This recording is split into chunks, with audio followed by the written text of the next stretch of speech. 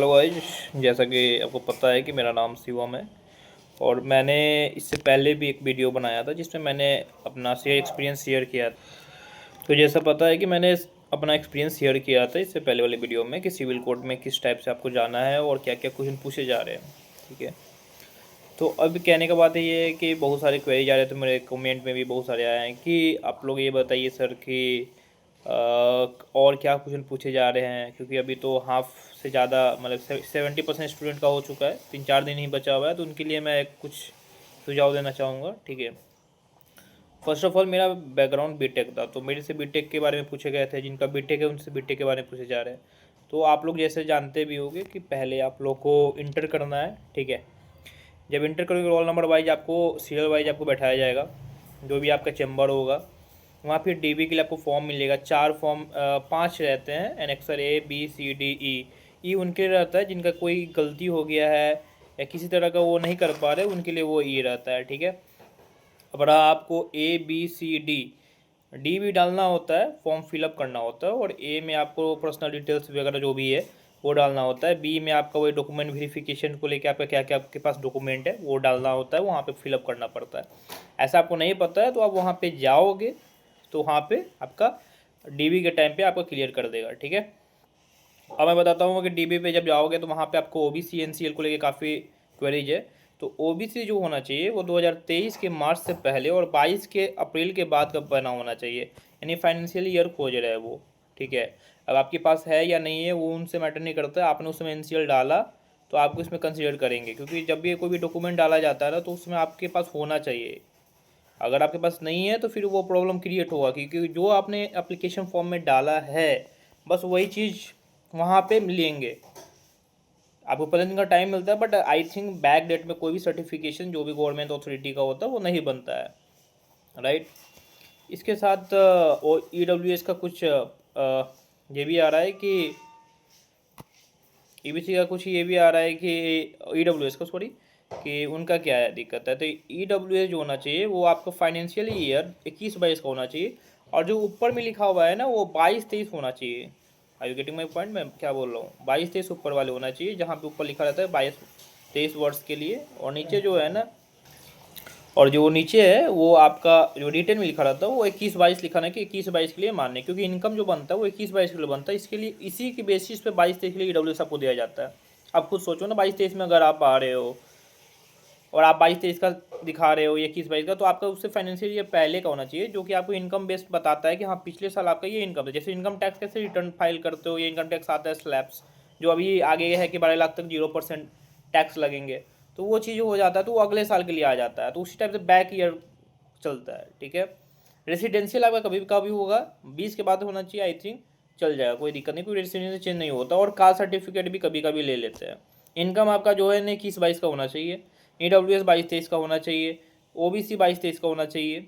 ठीक है, अब क्वेरीज ये आ रहे थे कि सर क्या होता है जब अंदर जाते हैं। तो देखो, मेरा तो पहला दिन था जैसा मैंने पहले बताया। ठीक है, अभी ये है कि अभी थोड़े क्वेश्चन ज़्यादा पूछे जा रहे हैं, और इसका ये मतलब नहीं होता है कि किसी का अगर 3-4 मिनट चला है, किसी का 10 मिनट चला है, किसी 8-9 मिनट चला, तो 3-4 मिनट वाले ये सोचेगा कि अरे यार मेरा तो बहुत कम देर चला है, मेरा सिलेक्शन होगा कि नहीं होगा। ठीक है, ऐसा इसलिए है क्योंकि देखो, आप लोगों को भी पता होगा कि जज माई लॉर्ड्स होते हैं, भगवान होते हैं, उनको सारे कुछ पता होता है कि स्टूडेंट कब एक्टिविटी से आ रहे हैं, क्या उनका कॉन्फिडेंस है।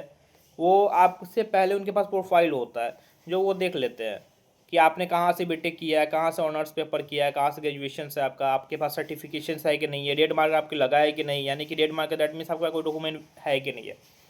तो एवरीथिंग दे हैव। तो वहाँ पे आप ये सोचोगे कि मेरा ज़्यादा देर चला कम देर जाए, ऐसा डजंट मैटर। उनको अगर लूप होल्स खोजना होगा, खींचना होगा, तो वो टाइम लेंगे, वो पूछेंगे, ये पूछेंगे, वो पूछेंगे, मन करेगा तो टाइम मिल गया तो। और जिनको देख लिया कि हाँ ये लड़का सही है, उनको कम देर में हुआ है, या जिनको नहीं लेना उनको भी कम देर में जल्दी निकाल देंगे। राइट, अरे गेट मी पॉइंट, मैं ये बताना चाह रहा हूँ। ठीक है, वैसे मेरा तो चला था 8 सितंबर का पहला ही डे था, तो काफ़ी सही रहा, कोई दिक्कत का बात नहीं आया। लेकिन इसके बाद मैं सुना हूँ कि जैसे कि पटना में रुपेश डियो सर खुद चेयरमैन है, और कन्वीनर के भी वो डिस्ट्रिक्ट हेड क्या कन्वीनर के वो चेयरमैन है Rupesh Deo sir, respectable honourable justice Rupesh Deo sir. इसके साथ वहाँ इंग्लिश में कम्युनिकेट किया जा रहा है, क्योंकि सर है वहाँ पे तो कम्युनिकेशन इंग्लिश में होगा ही। और इतना तो कॉमन सेंस होना चाहिए, जब आप लोग पढ़ के आए इंग्लिश का, आपने एप्लीकेशन और लेटर दिया तो इंग्लिश तो आना ही चाहिए, नॉर्मली है। अगर इंट्रोडक्शन इंग्लिश में दे रहा है तो भाई माय नेम इज शिवम, जो भी नाम है आपका, ठीक है। उसके बाद आपने डी लगवाना, I am resident of Bihar या जो भी डिस्ट्रिक्ट है, या उसके बाद I have completed my BTech in Purnia engineering college Purnia.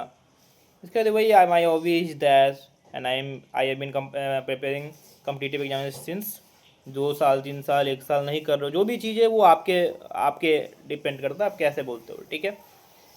तो वहाँ इंग्लिश में हो रहा है। अब जब इंटर करोगे तो मैं कम इन बोल सकता हूँ या मैं आ सकता हूँ, ठीक है।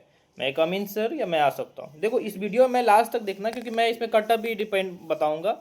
जैसे कटअप की एक वीडियो 20 सितंबर के बाद आएगी, और जो मैं कटअप बताऊँगा देखना उससे थोड़ा मेरा अंतर होगा, डिफरेंस होगा, उससे ज़्यादा का डिफरेंस नहीं होगा, ठीक है। वीडियो को लास्ट तक देखना, तब समझ में आएगी कि मैंने क्या क्या बताया है, ठीक है।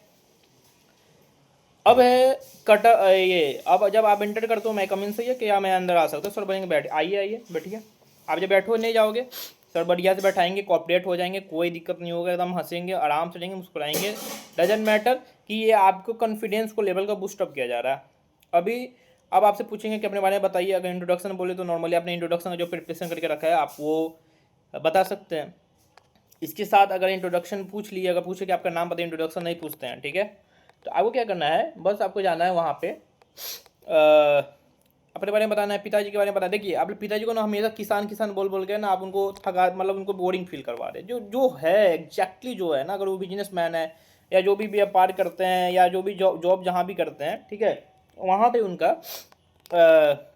वहाँ पे आपको वो चीज़ बताना है आपको।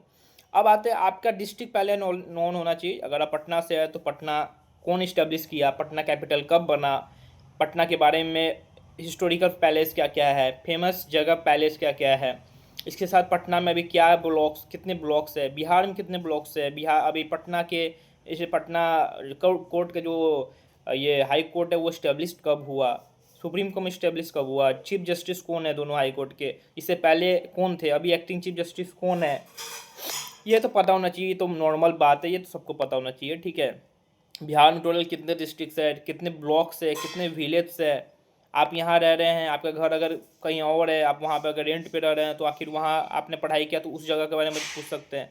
ऑनर्स पेपर में आपका ग्रेजुएशन सब्जेक्ट है, मान लो आप हिस्ट्री से, अगर तो हिस्ट्री से पूछ देंगे, वो जितने भी इंडिपेंडेंट जो मूवमेंट हुए हैं उससे पूछ सकते हैं। इनके साथ आपका इसके बाद आपके पूछ सकते हैं जो भी हिस्टोरिकल जो वैदिक हुआ या बुद्धिज्म आया जैनिज्म आया उसके रिलेटेड क्वेश्चन पूछ सकते हैं, है ना। इसके साथ आपको जैसे कि आप जानते हैं कि महात्मा गांधी का जो भी मूवमेंट हुआ है वो काफ़ी सफल रहा है, सक्सेस रहा है, और उसके साथ उनका काफ़ी मूवमेंट रहा है, तो मूवमेंट देख लो। ऐसे भी आप हिस्ट्री से ऑनर्स किए होगे तो हिस्ट्री पढ़े ही होगे, ठीक है। कुछ मुगल साम्राज्य देख लो, क्योंकि मुगल एम्पायर से पूछेंगे वो। स्लैब डायनेस्टी देख लो, मैमलुक डायनेस्टी देख लो, जो भी मेडिएबल है उसका देख लो, मॉडर्न देख लो, ऊपर ऊपर जो भी है ना बेसिक कवर करो। अगर नहीं आता है तो सॉरी सर मैं रिकॉल नहीं कर पा रहा हूँ, ओनली दिस लाइन को चिपकाना है। ऐसा नहीं है कि देखो हर कुछ जानना है आपका, वो दैट डजंट मीन कि आपको सब कुछ नॉलेज है। डिपेंड्स अपॉन कि how you are confident in front of जज and how can you communicate.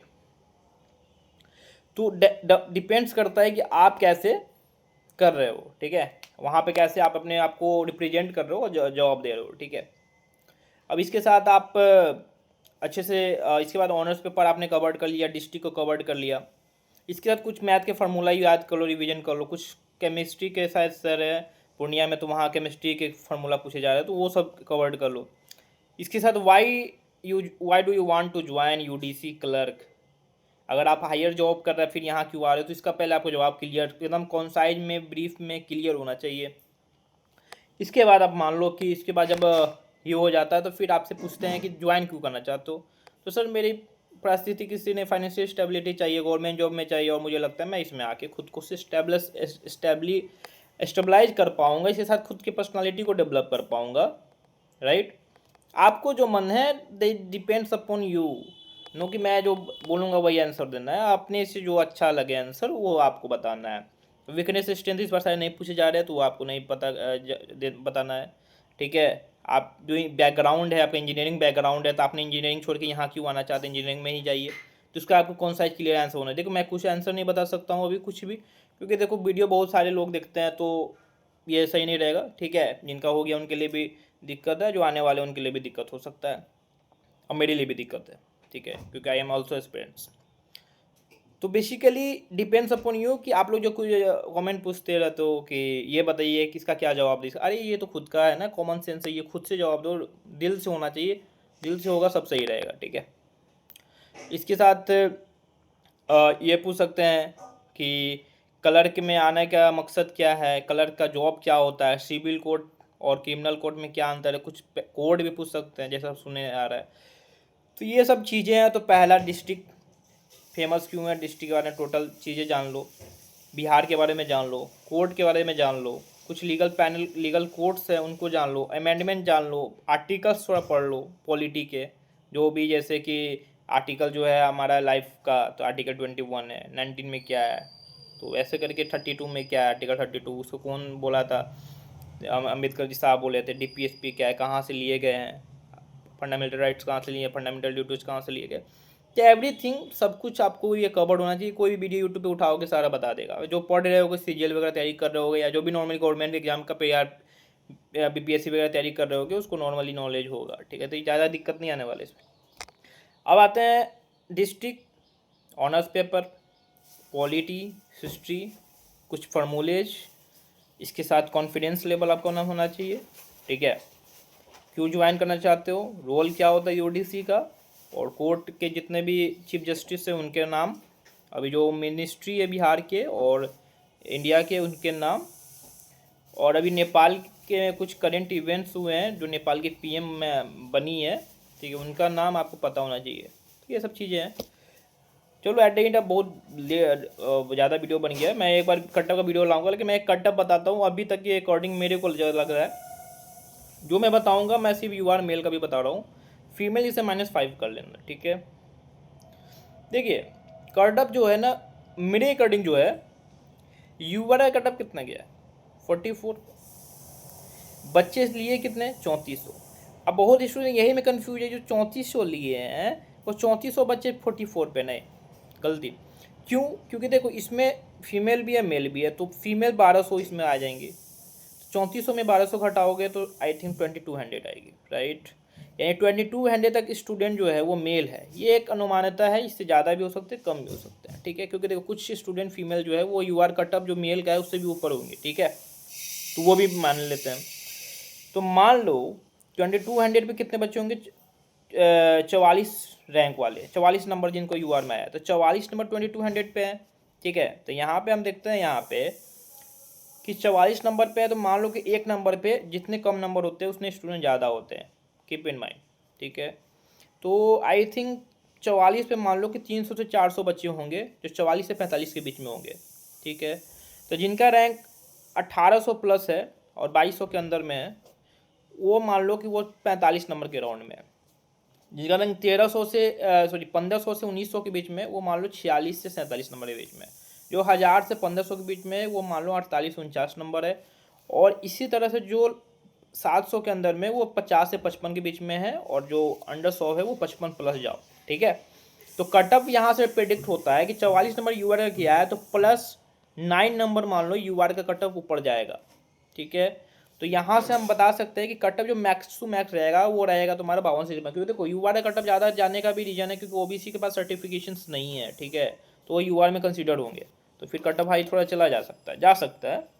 तो देखो यूआर कटअप 52 से 53 जाएगा, क्योंकि यूआर में कम कटअप इंक्रीज होते हैं, कैटेगरी में ज़्यादा होते हैं। तो 9 नंबर मान के चलो, तो 52 से 53 हो गया तुम्हारे यूआर का। मैं ये बताऊँगा फिर 20 के बाद जो बीसी है वो 1 नंबर मान लो। ठीक है, यहाँ 50 से 51 नंबर होगा बीसी का, वो हो जाएगा क्लियर। ठीक है, 51 तक बीसी का क्लियर होगा। और ईडब्ल्यूएस भी सेम चलो, 50 से 51, इसके ऊपर नहीं जाएगा, इसके बीच में पॉइंट में रहेगा, यही रहेगा। ठीक है, ईबीसी जो रहेगा मेल का मैं बता रहा हूँ, ये 49 से 50 रहेगा फाइनल कटअप। मैं ये एक बार 20 के बाद फिर से एक बार कटअप प्रेडिक्ट करूँगा, कटअप बताऊँगा, और जो कटअप रहेगा आप स्क्रीनशॉट लेना, इसके बाद आपको समझ में आएगा कि मैं गलत बता रहा हूँ या सही बता रहा हूँ। ठीक है, एक बार आप उसमें क्लियर हो जाना, ठीक है। अभी मैं बता दिया हूँ, ये मैं रफली बताया हूँ, उसमें मैं डिटेल में बताऊँगा, ठीक है। इस फीमेल का कटअप जो यूआर का होगा, फीमेल का मैं बता रहा हूँ, वो 45 से 46 होगा यूआर, और ईडब्ल्यू का जो कटअप होगा फीमेल का वो 44 होगा, 43 से 44 फाइनल कटअप होगा, ठीक है। 20 तक सारे रुझान आ जाएंगे, कितने बच्चे ने क्या दिया क्या नहीं दिया, कुछ हमारे भी पता चलेंगे कि क्या नंबर मिले हैं, कैसे मिले, क्या पता, कुछ भी हो सकता है। अब जो एवरेज मार्किंग है ना वो 4 से 5 होती है, ठीक है। मिनिमम वो कुछ भी दे सकते हैं, मैक्सिमम कुछ भी दे सकते हैं, 10 से ऊपर नहीं जा सकते हैं। तो मैक्सिमम 8 से 8.5 जाएगा, मैक्सिमम वो 5% बच्चे को ही जाएगा, ठीक है। तो समझो कि 4 से 5 जाएंगे। तो यहाँ एक दो नंबर जो है ना, जो बच्चे यूआर में सिलेक्टेड है, और फिर एक मेरिट वाइज वाले भी आ रहा था, वो मेरिट वाइज है, रैंक वाइज जो है वो जो लिस्ट आई है वो मेरिट वाइज है, ठीक है। वो मान लो, ठीक है, वो मेरिट वाइज है, वो नंबर बेसिस पे। अब फन फैक्ट की बात ये है कि जिसको नंबर कम है वो बोलते हैं कि मेरिट वाइज नहीं है, जिनको ज़्यादा है वो बोलते हैं मेरिट वाइज, लेकिन ये फन फैक्ट नहीं है, ये सच्चाई है, वो मेरिट वाइज ही है, ठीक है। सॉरी, वो नंबर बेसिस पे ही हुआ है। कोर्ट टीचर में भी मैंने देखा था, और हमारे भैया भी है कोर्ट टीचर में, तो मुझे पता है। इसके साथ आपको स्टोनो में भी आप पता कर लेना, ठीक है।